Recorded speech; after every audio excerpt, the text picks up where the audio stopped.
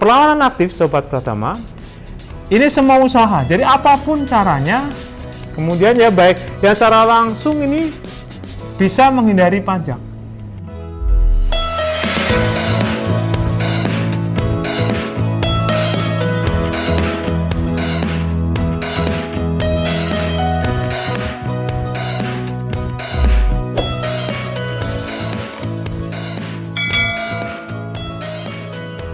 Assalamualaikum warahmatullahi wabarakatuh.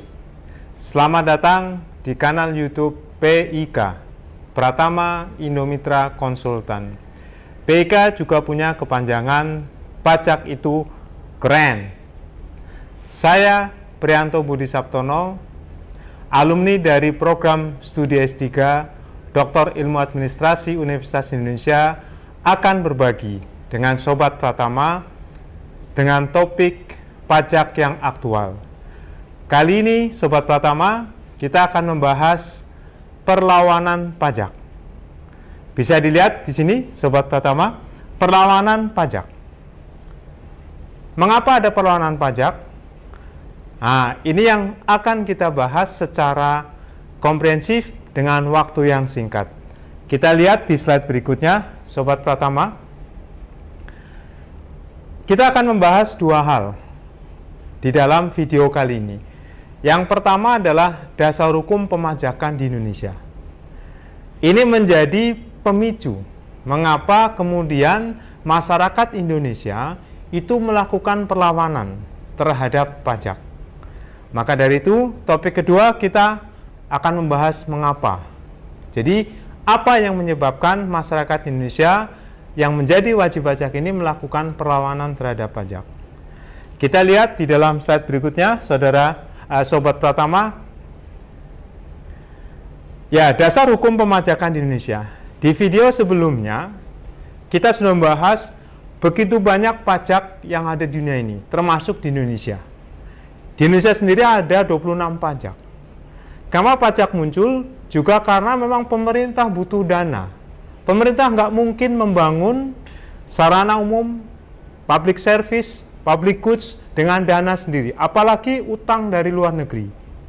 Sekarang pun pemerintah sudah utang ke masyarakat Indonesia dengan cara menerbitkan surat utang, obligasi. Kita kenal ada obligasi retail, kita kenal ada sukuk retail.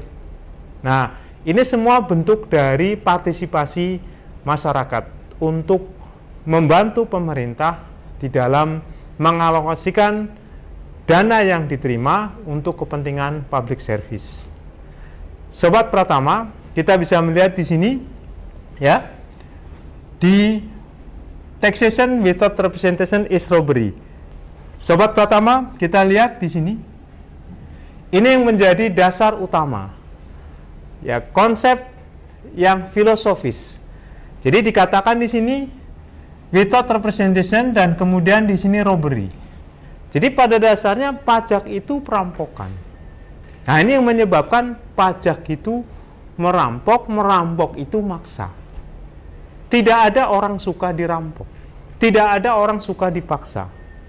Nah, kata kuncinya adalah ada representation di sini. Apa itu? Perwakilan. Jadi ketika ada perwakilan rakyat melalui DPR itu setuju terhadap suatu pajak, pada saat itulah pajak disahkan, kemudian pemerintah juga menyetujui, otomatis pajak akan berlaku efektif. Jadi rakyat setuju tanda kutip dirampok. Jadi nggak ada lagi istilah kemudian rakyat tidak setuju, karena rakyat melalui perwakilannya sudah setuju terhadap suatu pajak. Dan konsep dasar ini sudah dituangkan di dalam Undang-Undang Dasar 1945. Sobat Pratama, kita bisa melihat di sini pasal 23A Undang-Undang Dasar 1945 mengatakan pajak dan pungutan lain yang bersifat memaksa untuk keperluan negara diatur dengan undang-undang. Nah, without representation ini terrefleksi di dalam frasa undang-undang. Perwakilan itu ada di DPR. DPR itu punya tugas membahas mengesahkan undang-undang. Jadi kata kuncinya di sini. Jadi apapun jenis pajak yang berlaku di suatu negara, terutama di Indonesia, itu pasti melalui suatu undang-undang. Nah, Sobat Pratama, ini salah satu undang-undangnya. Undang-Undang Nomor 28 Tahun 2007. Ini adalah Undang-Undang Ketentuan Umum dan Tata Cara Perpajakan. Ini merupakan amandemen ketiga dari Undang-Undang KUP ini. Pajak di sini didefinisikan kontribusi wajib kepada negara yang terutang oleh orang pribadi atau badan. Subjek pajaknya orang pribadi atau badan. Kemudian bersifat memaksa nih. Ada kata memaksa juga. Sinkron dengan yang ada di atas. Pemaksaan terjadi diantaranya karena ada perampokan. Tapi karena ini legal, ini sudah dijustifikasi oleh DPR, otomatis tidak akan ada pidana terhadap pemungutan pajak. Sobat Pratama, berdasarkan undang-undang dan kita yang membayar, tidak ada kontraprestasi yang kita terima. Ya, seperti Sobat Pratama sehari-hari lihat jalan dari rumah ke kantor menggunakan jalan umum, tidak bayar. Dana dari mana untuk membangun itu? Dari pajak. Nah, Sobat Pratama, kita bisa melihat di sini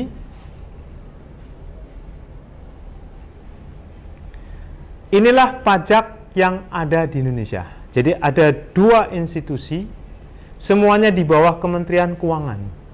Institusi yang pertama ini adalah Ditjen Pajak. Ditjen Pajak mengelola ada 5 jenis pajak. Ditjen Bea Cukai mengelola 3 jenis pajak. Ini semua ada di pemerintah pusat. Jadi pemerintah pusat, DPR, mengesahkan undang-undang, kemudian memerintahkan pada pemerintah pusat siapa? Presiden. Di Undang-Undang Kementerian Negara, Presiden dibantu oleh Menteri. Menteri yang bertanggung jawab terhadap ini Menteri Keuangan. Menteri Keuangan pemegang otoritas kebijakan fiskal.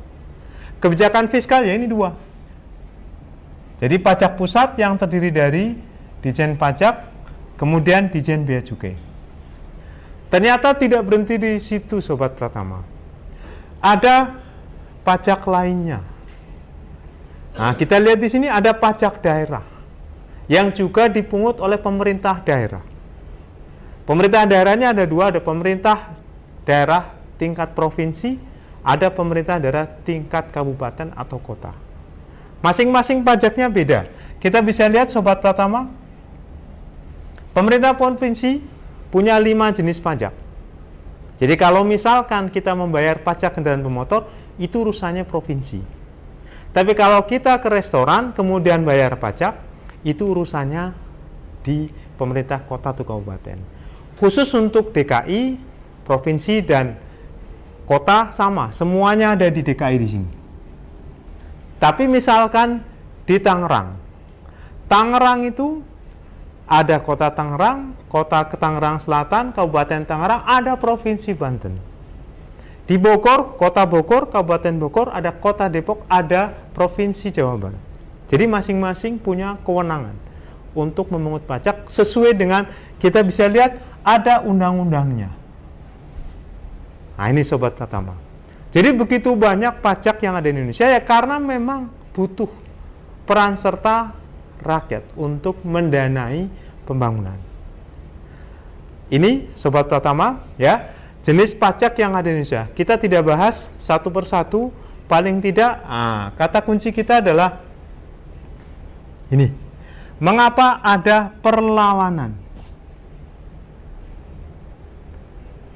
Jadi kalau dalam hukum fisika ada aksi, ada reaksi. Ada aturan pajak, ini aksi pemerintah membuat suatu kebijakan pajak, kemudian ada reaksi. Reaksi oleh Broto Diharjo di sini dalam bukunya Ilmu Hukum Pajak ini sudah sejak lama nih, tahun 82. Broto Diharjo mengatakan terlepas dari kesadaran warga negara dan solidaritas nasional serta kewajiban warga negara terhadap negara terkait dengan pajak, sebagian besar rakyat tidak akan pernah suka membayar pajak. Jadi nggak suka. Kembali lagi konsep dasarnya, taxation without representation is robbery. Sobat Pratama, peneliti dari luar mengatakan, ini dalam bukunya Introduction to Tax Policy Design and Development, mengatakan no one likes taxes, nggak ada yang suka pajak. Bahkan di sini people do not like to pay them. Orang-orang juga nggak suka bayar pajak. Pemerintah juga nggak suka untuk mengut pajak. Masalahnya pemerintah butuh dana. Karena butuh dana, akhirnya pemerintah ya pilihannya dua. Utang atau dari masyarakat penerimaan negaranya berupa pajak. Nah, inilah cikal bakal karena ada pemaksaan, ya, cikal bakal dari mengapa ada perlawanan pajak. Dipaksa, kemudian mencoba cari cara supaya bisa mengelak pajak. Nah, kita lihat di slide berikutnya. Sobat Pratama, di sini penyebab pada perlawanan terhadap pajak adalah bahwa pajak merupakan pungutan yang bersifat memaksa. Apa yang tadi saya sampaikan ke Sobat Pratama semua. Nah, jika ada kesempatan sedikit saja, pada umumnya mereka cenderung meloloskan diri. Cari cara supaya bisa menghemat pajak. Supaya pajak yang mereka bayar kecil. Mungkin saya, Sobat Pratama, sama mencari cara. Cuman masalahnya, caranya ini.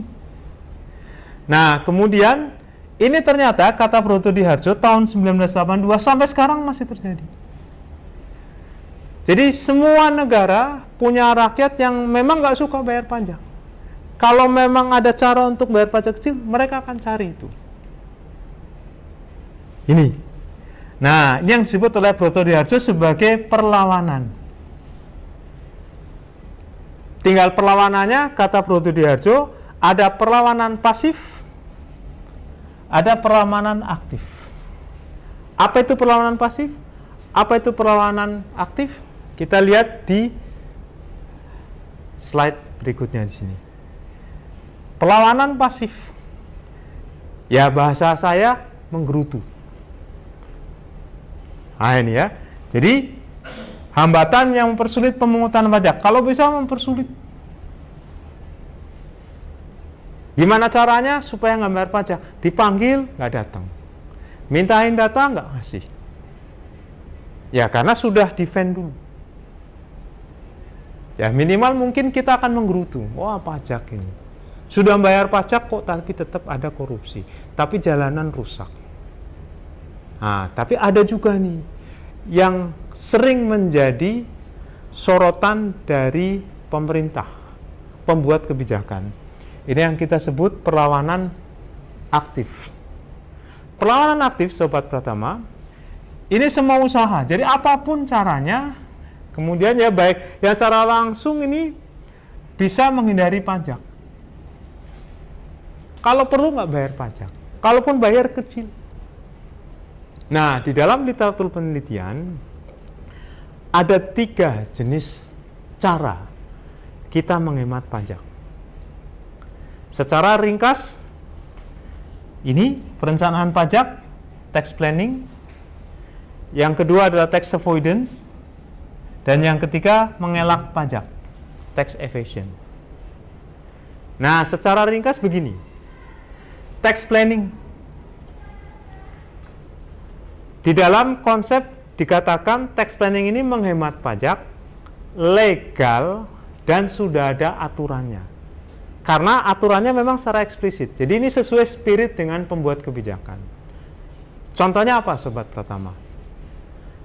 Misal, sekarang nih, di tengah pandemi ini ada kebijakan pemerintah. Pandemi ini merupakan bencana nasional. Nah, pemerintah memberikan suatu kebijakan. Silahkan bantu. Sumbangan diberikan oleh wajib pajak badan, oleh orang pribadi yang menyelenggarakan pembukuan. Nah, ini boleh dikurangkan.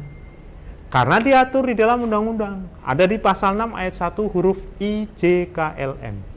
Undang-undang PPH. Jadi boleh sumbangan dikurangkan dari penghasilan bruto asal syaratnya terpenuhi. Jadi ini legal. Ya, Sobat Pratama, legal dan sesuai spirit pembuat aturan. Kenapa sesuai spirit? Karena sudah tertuang. Jadi pembuat aturan ini sudah melihat, oh ini oke, boleh, silahkan. Jadi pada saat menyusun kebijakan menyusun undang-undang ya di pasal 6 ayat 1 ini, oh boleh silahkan. Yang kedua, penghindaran pajak. Ini syaratnya sama, legal, cuman tidak sesuai spirit dengan pembuat undang-undang. Kenapa tidak sesuai spirit? Karena waktu dibuat aturan ini belum terbaca, belum terpikirkan. Jadi nantinya ada celah, ada loophole. Nah, itu yang dipakai. Nah, jadi ini mencari titik lemah dari peraturan, cari celahnya, karena belum ada aturannya, belum juga kena sanksi, masuk di situ. Ini yang kedua. Contohnya banyak, dan ini contohnya tergantung kemampuan dari para wajib pajak dan konsultannya. Yang jelas kalau ketahuan oleh otoritas pajak, oleh pembuat kebijakan, itu akan ditutup. Nah, yang ketiga, ini terakhir, pengelakan penyelundupan. Nah, ini jelas. Ibu bapak secara hitungan bayar pajak 100 tapi cuma 40 yang dibayar, itu udah ilegal. Sudah tidak sesuai spirit, sudah ilegal dan kena penalti. Kalau ketahuan, kena sanksi. Sanksinya tinggal pilih dua, sanksi administrasi atau sanksi pidana. Jadi Sobat Pratama, tinggal pilih mana. Secara umum, 1 dan 3. Kenapa 1 dan 3? 2 ini tanda kutip seolah ditarik-tarik. Kalau nggak ketahuan oleh otoritas pajak, wajib pajak senang. Oh, ini berarti nomor 1. Jadi yang ini, kalau nggak ketahuan, nomor 1. Tapi kalau ketahuan, otoritas pajak nggak setuju, pindah ke nomor 3. Ini. Nah, ini Sobat Pratama. Jadi perlawanan pajak bisa pasif, bisa aktif. Kemudian untuk yang aktif ada 3, perencanaan pajak, penghindaran pajak, dan pengelakan pajak. Sobat Pratama bisa pilih yang mana? Yang jelas yang legal nomor 1 dan 2. Bedanya apa? Yang nomor 1 sesuai spirit, nomor 2 tidak sesuai spirit karena belum ada di aturan sehingga ada loophole. Jadi demikian Sobat Pratama perlawanan pajak. Mudah-mudahan bermanfaat. Jangan lupa untuk like, kemudian subscribe, komen, dan share. Silahkan kasih komentar, silahkan kasih masukan, pertanyaan. Insya Allah di lain kesempatan saya akan berusaha untuk menjawab. Karena saya punya prinsip, khairunas anfa'uhum linnas. Sebaik-baik orang adalah mereka yang bermanfaat bagi sama. Terima kasih. Assalamualaikum warahmatullahi wabarakatuh.